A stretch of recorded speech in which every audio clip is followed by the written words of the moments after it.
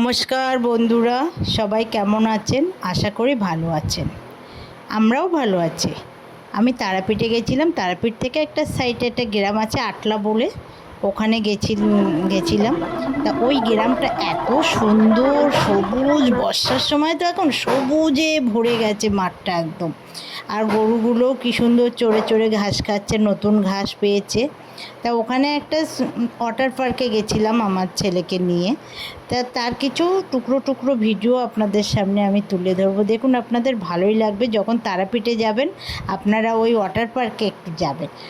বেশি টিকিট না, 20 টাকা এন্ট্রি ফি, আর আপনার স্নান করলে ওখানে 200 টাকা করে নিচ্ছে। খুব সুন্দর ওয়াটার পার্কটা, আপনারা যাবেন, আপনাদের ভালোই লাগবে।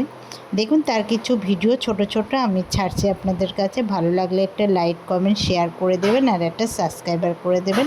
সবাই ভালো থাকবেন, সুস্থ থাকবেন। দেখা হচ্ছে আগামী আরেকটা পর্ব।